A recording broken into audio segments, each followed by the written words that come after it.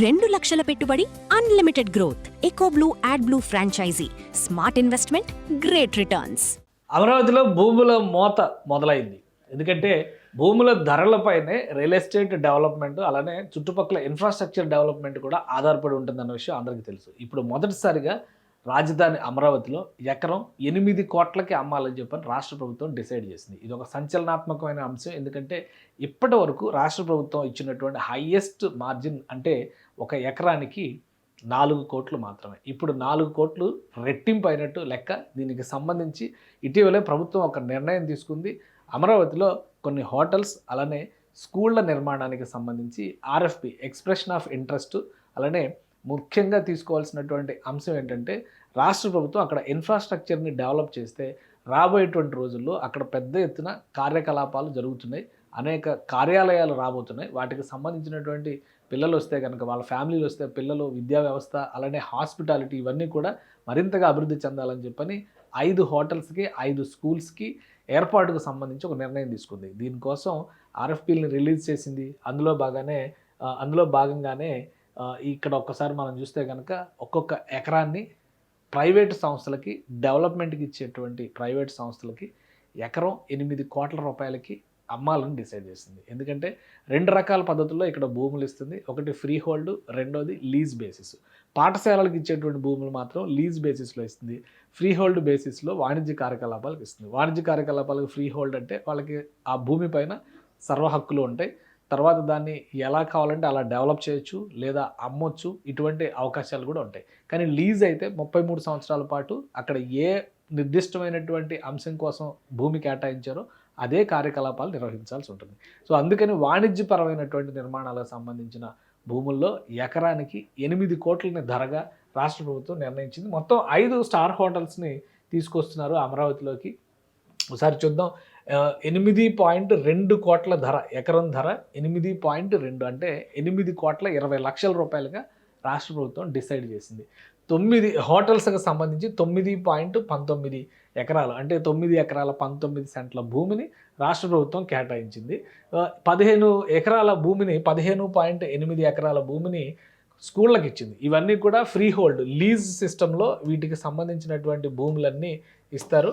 కానీ హోటల్స్కి మాత్రం free hold పద్ధతిలో ఇస్తారనమాట. అంటే వాళ్ళ ఓనర్ ప్రతి హోటల్ పైన కూడా హెలీప్యాడ్ తప్పనిసరిగా నిర్మాణం చేయాలని కండిషన్ పెట్టింది. ఎందుకంటే అసలు నిర్మిస్తున్నటువంటి హోటల్స్ ఒకసారి చూద్దాం. 3 స్టార్ హోటల్స్, 3 ఏమో 3 స్టార్ హోటల్స్, 2 ఏమో 4 స్టార్ హోటల్స్ కడుతున్నారు. వీటికి సంబంధించే 9 ఎకరాల భూమి ఇచ్చింది. ఒక ఎకరం ధర 8.20 కోట్లుగా డిసైడ్ చేశారు. కనీస పెట్టుబడి ఒక్కొక్క సంస్థకి 75 కోట్ల రూపాయల చొప్పున ఉండాలి. ఫ్రీ హోల్డ్ విధానంలో భూములు కేటాయిస్తారు. హోటల్ పైన హెలీప్యాడ్ ఏర్పాటు తప్పనిసరి. హెలీప్యాడ్ అంటే హెలికాప్టరే దిగాలని కాదు. భవిష్యత్తులో ఆంధ్రప్రదేశ్ ఒక ప్రణాళికను రెడీ చేస్తుంది. రాబోయే రోజుల్లో డ్రోన్ ట్యాక్సీలు పెద్ద ఎత్తున ఎంకరేజ్ చేయాలనుకుంటుంది. సో ఇక్కడ డిస్టెన్స్ వైజ్గా చూసినప్పుడు ఇటు నుంచి అమరావతి నుంచి గుంటూరుకి వెళ్ళాలన్నా, అమరావతి నుంచి విజయవాడకి వెళ్ళాలన్నా రాబోయే రోజుల్లో హెలికాప్టర్ లాంటి పెద్ద సిస్టమ్స్ లేకపోయినా కానీ డ్రోన్ ట్యాక్సీలు వాడచ్చు. కాబట్టి ఆపరేషనల్గా ఉండేటువంటి హెలీప్యాడ్స్ని కంపల్సరీగా ప్రతి హోటల్ పైన ఏర్పాటు చేసే కండిషన్ని రాష్ట్ర ప్రభుత్వం పెట్టింది. వీటికి సంబంధించిన ప్రాంతాలు చూస్తే కనుక తుళ్ళూరు, రాయపూర్ పరిధిలో 4 హోటల్స్, వెంకటపాలెం వద్ద జాతీయ రహదారి పక్కన బిట్స్ పిలానీకి సంబంధించి ల్యాండ్ ఉంది. దాని పక్కనే మరొక హోటల్కి పర్మిషన్ ఇస్తున్నారు. ల్యాండ్స్, సైట్స్ కూడా డిసైడ్ చేస్తారు. ఆ లేఅవుట్స్ కూడా వచ్చినాయి. కానీ అవన్నీ చూస్తే మనకు పెద్ద కన్ఫ్యూజన్. కాబట్టి లక్ష్యం ఏంటంటే రాజధానికి తరలి వస్తున్నటువంటి అధికారులు, సివిల్ సర్వెంట్లు, శాసన వ్యవస్థకు సంబంధించినటువంటి ప్రముఖులు, న్యాయపరమైనటువంటి వీళ్ళందరికీ కూడా హాస్పిటాలిటీ అనేది ఇక్కడ ప్రధానమైనటువంటి ఎజెండా. ఇక స్కూల్స్కి సంబంధించి చూస్తే ఎల్కేజీ నుంచి +2 వరకు మొత్తం 15.8 ఎకరాల భూమిని కేటాయించింది రాష్ట్ర ప్రభుత్వం. 33 ఏళ్ల పాటు లీజు బేసిస్లో దీన్ని కేటాయిస్తారు. రాజధానికి సంబంధించి జాతీయ రహదారులు, విజయవాడ అంతర్జాతీయ విమానం, సుమారు ఇవన్నీ 22 కిలోమీటర్లు ఉన్నాయి. చుట్టుపక్కల పరిధిలోనే ఉన్నాయి. కాబట్టి వీటికి అవసరం అని చెప్పని పెడుతున్నారు. తుళ్ళూరులో 3.52 ఎకరాల ఇది స్కూలు, అలానే పెన్మాక్లో 1.48 ఎకరాల స్కూలు, నవలూరులో 2.8 ఎకరాల స్కూలు, కృష్ణాయపాలెంలో 4 ఎకరాలు, దొండపాడులో 4 ఎకరాలు. ప్రధానంగా దొండపాడు, కృష్ణాయపాలెంలో భూములు ఇస్తున్నటువంటి వాటిని రెసిడెన్షియల్ స్కూల్స్గా పెట్టే అవకాశం ఉంది.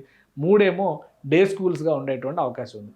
స్టాండర్డ్ బ్రాండ్స్, నేషనల్ లెవెల్లో, ఇంటర్నేషనల్ లెవెల్లో ప్రఖ్యాతి చెందినటువంటి విద్యా సంస్థల్ని ఇందులో పార్టిసిపేట్ చేయాల్సిందిగా రాష్ట్ర ప్రభుత్వం ఆహ్వానిస్తుంది. సో ఇవన్నీ ఆల్రెడీ దీనికి సంబంధించినటువంటి ఎక్స్ప్రెషన్ ఆఫ్ ఇంట్రెస్ట్లు రిలీజ్ చేశారు కాబట్టి అందులో సవివరమైనటువంటి అంశాలన్నీ కూడా ఉన్నాయి. వాటిని బట్టి ఏ సంస్థలు వస్తాయో ఆల్రెడీ ఇప్పటికే చాలా ప్రతిష్టాత్మక స్కూల్స్కి ల్యాండ్ అలాట్మెంట్ రాష్ట్ర ప్రభుత్వం చేసింది. వాళ్ళ పనులను ప్రారంభించేటువంటి పనిలో ఉన్నారు. కొన్ని అయితే నిర్మాణాలు కూడా జరుగుతున్నాయి. చిన్మయి స్కూల్ లాంటివి నిర్మాణాలు కూడా జరుగుతున్నాయి.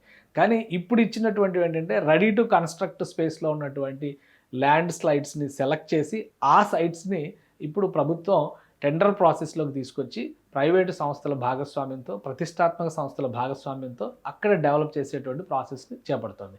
అమరావతిలో 8,20,00,000 రూపాయలకి ఎకరం చొప్పున కేటాయించడం, అది కూడా ప్రభుత్వమే కేటాయించడం అంటే ఖచ్చితంగా రాబోయే రోజుల్లో అమరావతిలో భూములు మరింత పెరిగేటువంటి అవకాశం ఉంటుంది. ప్రైవేట్ ల్యాండ్స్కి అంటే ఇప్పుడు ఏవైతే ల్యాండ్స్ అలాట్మెంట్స్ జరుగుతున్నాయో అవన్నీ కూడా ప్రైవేట్ పరం అయిన తర్వాత దానిని డిసైడ్ చేసేటువంటి రేటుగా దీన్ని మనం అర్థం చేసుకోవచ్చు.